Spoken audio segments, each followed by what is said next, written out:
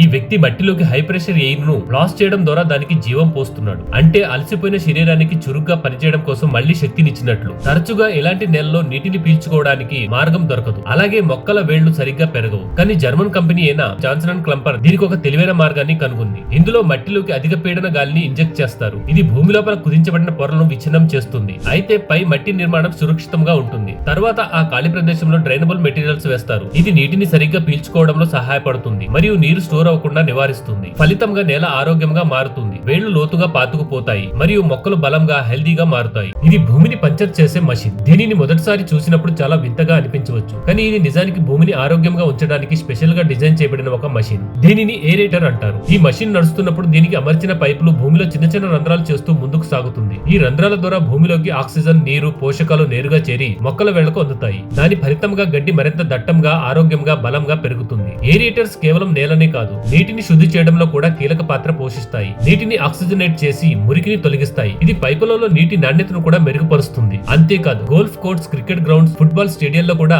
ఈ మషిన్ ను ఉపయోగిస్తారు. గడ్డి ఎల్లప్పుడూ తేలికగా మరియు ఆరోగ్యంగా ఉంచడానికి. ఫ్రెండ్స్, మీరు ఎప్పుడైనా పార్క్ లోనో గార్డెన్ లోనో నడుస్తున్నప్పుడు ఒక్కసారిగా నేల ఎలా ఊగడం మొదలైతే భయపడి పారిపోకండి. దాని గురించి తెలుసుకునే ప్రయత్నం చేయండి. వాస్తవంగా ఇది ఒక గ్రాస్ బబుల్. దీనిని ల్యాండ్ బబుల్ లేదా ల్యాండ్ బ్లిస్టర్ అని కూడా పిలుస్తారు. ఇది ఎక్కువగా గడ్డి లేయర్స్ చాలా మందంగా ఉండే ప్రదేశాల్లో తయారవుతుంది. ఇది గ్రాస్ లేయర్స్ మరియు క్రింద ఉన్న నేల పొర మధ్య భారీ వర్షపు నీరు చేరడం ద్వారా సృష్టించబడుతుంది. లేదా అండర్ గ్రౌండ్ పైపులు లీకేజ్ కారణంగా కూడా తయారవుతాయి. దీనిని నార్మల్ చేయడానికి పెద్దగా కష్టపడవలసిన పని లేదు. ఒక చిన్న రంధ్రం చేయండి, దాంతో నీరు బయటికి వెళ్లిపోతుంది.